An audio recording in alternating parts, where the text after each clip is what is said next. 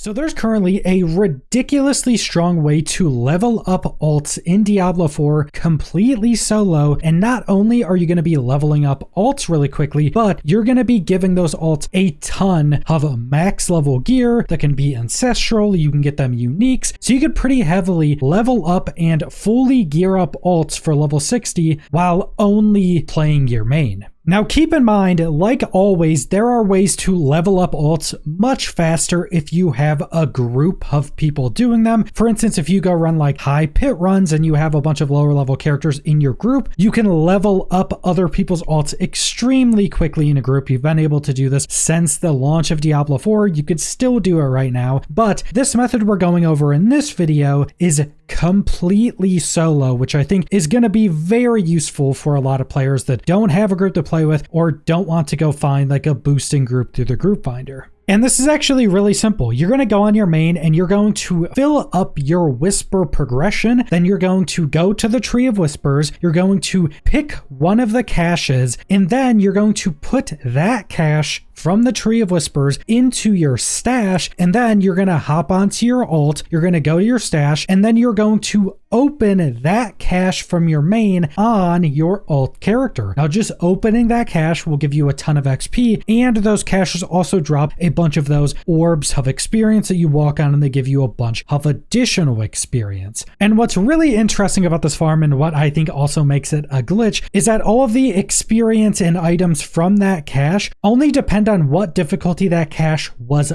earned on. So if you go on your main, go on World Tier 4, earn a cache in World Tier 4, and then open it on a level 1 character, that cache is still considered to be World Tier 4. So the alt you just open that cache on will get experience like it's on World Tier 4, and will be getting a bunch of gear like it's on World Tier 4. So that level 1 character will be picking up a bunch of level 60 items as well that can all be ancestral, and most of them will be legendaries. And on top of all of this, that gear will be for whatever character opens the cache. So if you bring in a level 1 Spiritborn, open up that cache, all of those legendary items will be for the Spiritborn, and they will have legendary aspects for the Spiritborn as well. So you're going to be getting a ton of XP and gear and legendary aspects and possibly uniques, all for the alt you're trying to level up. And this can be done 100% solo because you're just completing whispers to do it. Now, after I started to do this to level up some of my alts, I did see on Reddit that somebody else actually mapped out the amount of experience you can get from doing this. So I'll have that linked in the description. It gives a lot of very good information on how this farm specifically works and how many caches you're actually going to need to level up an alt to level 60. So some of the information they give is specific amounts of experience you're getting from these different caches. So if you went and obtained this cache on tier 1, it would give you 370,000 experience, and on Torment 4 it gives a little under